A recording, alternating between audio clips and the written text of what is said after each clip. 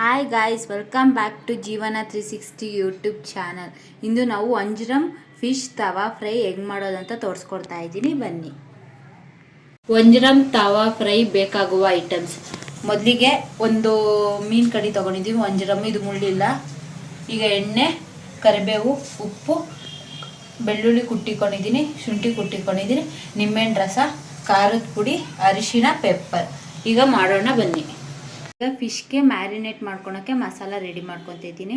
ಅರ್ಧ ಸ್ಪೂನ್ ಉಪ್ಪು ಹಾಕ್ಕೊತಿದ್ದೀನಿ, ಸ್ವಲ್ಪ ಅರಿಶಿನ ಹಾಕ್ಕೊಳ್ಳೋಣ, ಅರ್ಧ ಸ್ಪೂನ್ ಪೆಪ್ಪರ್ ಹಾಕ್ಕೊಳ್ಳೋಣ.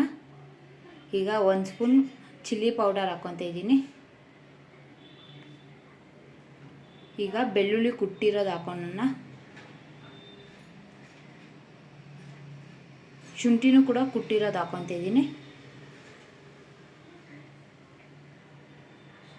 ಇದಕ್ಕೆ ನಿಂಬೆಹಣ್ಣು ರಸ ಹಾಕ್ಕೊತಿದ್ದೀನಿ. ಅರ್ಧ ನಿಂಬೆಹಣ್ಣು ತೊಗೊಂಡಿದ್ದೀನಿ.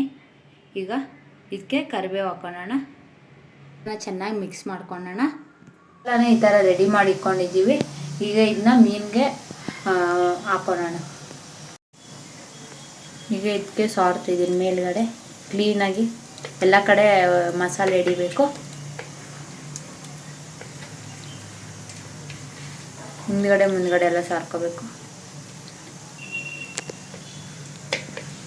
ಮಸಾಲ ಎಲ್ಲ ನೀಟಾಗಿ ಎಲ್ಲ ಕಡೆ ಹಚ್ಕೊಂಡು ಇಟ್ಕೊಂಡಿದ್ದೀವಿ. ಈಗ 30 ಮಿನಿಟ್ಸ್ ಮ್ಯಾರಿನೇಟ್ ಮಾಡೋಣ ಫ್ರಿಜ್ಜಲ್ಲಿ ಇಕ್ಕಿದ್ದೀನಿ. ಇವಾಗ ಫಿಶ್ಶು ಮ್ಯಾರಿನೇಟ್ ಆಗಿದೆ. ಈಗ ತವೆ ಇಟ್ಕೊಂಡಿದ್ದೀವಿ. ಈಗ ಇದಕ್ಕೆ ಎಣ್ಣೆ ಹಾಕ್ಕೊಳ್ಳೋಣ. ಸೈಡಲ್ಲಿ ಎಲ್ಲ ಕಡೆ ಸ್ಪ್ರೆಡ್ ಮಾಡ್ಕೊಳ್ಳೋಣ. ಈಗ ಇದಕ್ಕೆ ಕರಿಬೇವು ಹಾಕ್ಕೊತಿದ್ದೀವಿ.